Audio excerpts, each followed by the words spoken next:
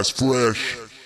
I think there's definitely an increase in sort of unhappiness with digital media when it comes to exactly when you own something and when you don't own something. You know, like if you own a DVD, it's yours for as long as you have it physically.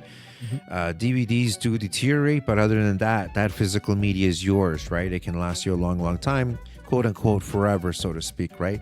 Yeah. From time you get that thing till when you die. But with digital, you would imagine that, hey, it's originally it's like, hey, this is this cool thing where it's mine and I'm going to own the serial code to whatever it is and I'll be able to download it whenever.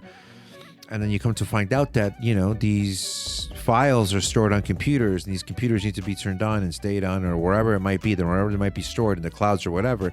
But you need to build an infrastructure to host all of that.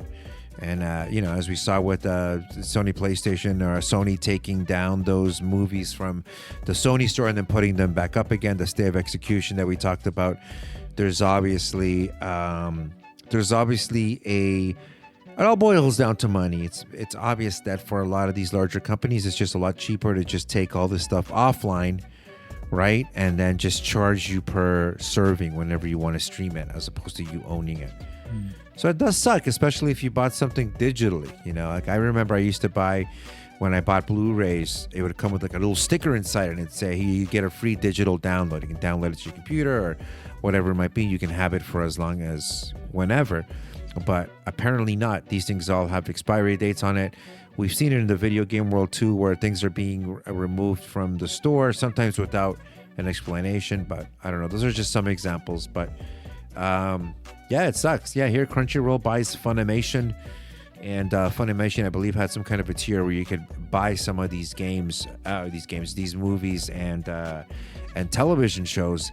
And now with the acquisition of Funimation, it looks like these things are coming offline fairly soon as well, April 2nd. Yeah. Yeah, I mean, this always goes back to the physical versus digital stuff. And I think, I don't know, based on things like this and other things that have been happening lately, I feel like people are starting to maybe double think the digital stuff. I think people are starting to see that physical is important to have, whether it's movies, video games, even, for music. It's like, you never know when those companies can just be like, you know what, we don't feel like doing this anymore. And then they just pluck the content away. Like, these anime lovers, man, they're hardcore and they probably buy every episode. And these are like series that have gone on forever. One Piece is still not ending. One Piece has like 1,000 episodes, I heard. It's like, it's crazy. I'm a Dragon Ball fan. I love my Dragon Ball stuff. I've seen every episode of everything. It's a long investment. And if I didn't buy those on DVD or Blu-ray or whatever, and instead be digital, I'd be screwed right now. I'd be out literally hundreds of dollars. Like, it would, it affects a majority of people that are into this stuff. So, I am always going to be one for physical media. I think it's important. I think that it should not go away. I think it's nice to have the choice, like you're saying, those slips that would be in the Blu-ray cases. You could download it on iTunes or whatever to have the movie there as well. That's a nice touch. That's great. Like, and I'll always welcome that. And yeah, if it's more convenient, I'm probably going to watch it that way. But I think you need to have both. I think you need to have the choice. And it's because of things like this that the choice matters, because, other than that, you're just you're not going to win these fights. You're screwed. There's nothing these people can do to get their stuff back until, Funimation or Crunchyroll decides if that's even a thing. So yeah, again, the long battle of physical versus digital continues, and this is definitely a point for physical if I ever saw it. Yeah, but we'll see what happens with that. That's crazy.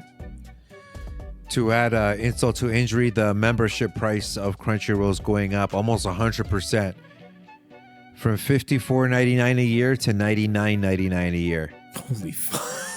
That's US. Holy shit, dude. I mean, that's crazy. Having their cake and eating it too. Yeah, and that was a $2 billion deal, man. Or wait, 1.2 or 2 billion? $1.2 billion deal, which is crazy. That's a lot of money, man. And that went down at the end of 2021. So I mean, yeah, it's been a couple years and change, but yeah, that's what happens. And now they've raised the price, which is sort of a slap in the face, but which is too bad because I'd always heard good things about Crunchyroll. Me too. And I'm not gonna lie, not too long ago I almost signed up just to have that that convenience factor of watching stuff. But good thing I didn't. Yeah. Crazy.